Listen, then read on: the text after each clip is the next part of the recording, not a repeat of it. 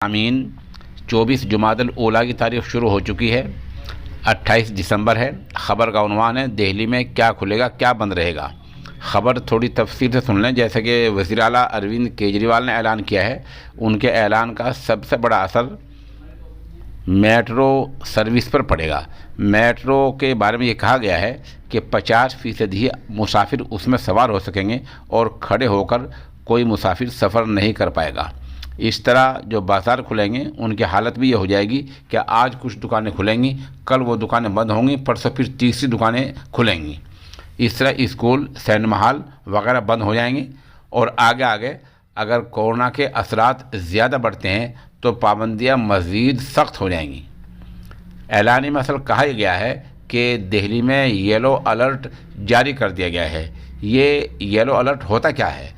ये तब लागू होता है जब लगातार 2 दिन तक कोरोना के मरीज़ की जो शेर फ़ीसद है वो 0.5% से ज़्यादा बढ़ जाए, या एक हफ़्ते में 1500 नए मामला सामने आ जाएं, या एक हफ़्ते में 500 ऑक्सीजन बेड पर मरीज़ भर्ती हो जाएं। इस दौरान उन लोग की हालत पैदा हो जाएगी। दिल्ली खुली रहेगी। अगर कुछ ज़्यादा असरात बढ़ते हैं तो फिर दिल्ली को बंद भी किया जा सकता है। ये लागू होंगी पाबंदियाँ। मेट्रो 50% के साथ चलेंगी। अगर मेट्रो में डब्बे में 100 आदमी बैठ सकते हैं तो 50 आदमी बैठ पाएंगे। इस तरह जो सिनेमाघर हैं और मल्टीप्लेक्स हैं, थिएटर है, और जहाँ सम्मेलन होते हैं वो बैंक्वेट हॉल है, और इस तरह जिम वगैरह हैं, ये सब बंद हो जाएंगे।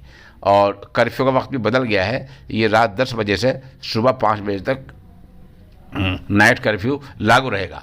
इस तरह सुबह 10 से रात 8 के बीच दुकानें और शॉपिंग मॉल खुलेंगे, लेकिन उसी तरतीब से खुलेंगे कि आज कुछ दुकानें खुलेंगी और कल वो दुकानें नहीं खुलेंगी।